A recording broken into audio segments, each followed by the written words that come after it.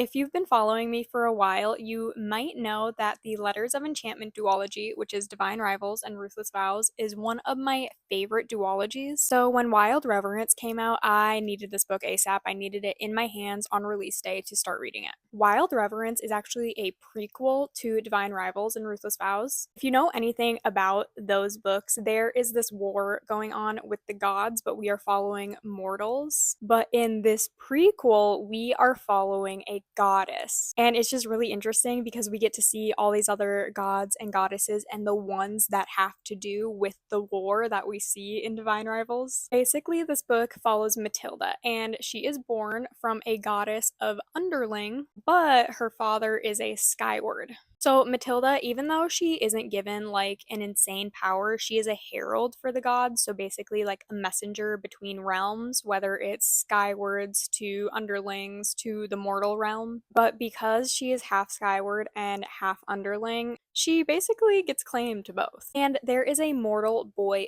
Vincent, who is dreaming of Matilda, even though they have never met. And he just keeps dreaming of her, and there's like these weird things that are drawing them together. When Matilda gets older, she has to deal with some stuff in the mortal realm, and her and Vincent get close again. Obviously, Matilda is an immortal. She is a goddess, and Vincent is just a mortal boy. So there's a lot of things that obviously are keeping them apart, even though they want to be together, and it's like fate is drawing them together. And I tell you, I binged this book. I binged this book. I did not want to ever put it down. From the first page, I was already getting a 5-star feeling, and guess what? This is like a 6 out of 5-star read.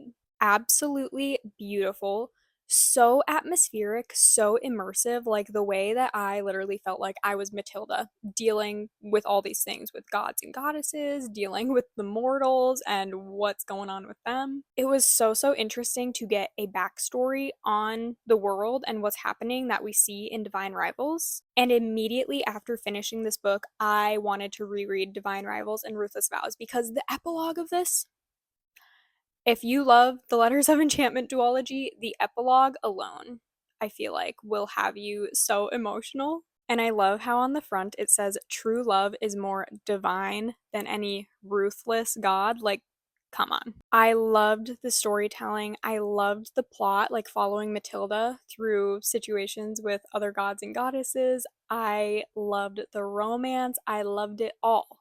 Obviously, if I'm giving it like 6 out of 5 stars. So yeah, this is a must read. Make sure to comment your thoughts if you've read this.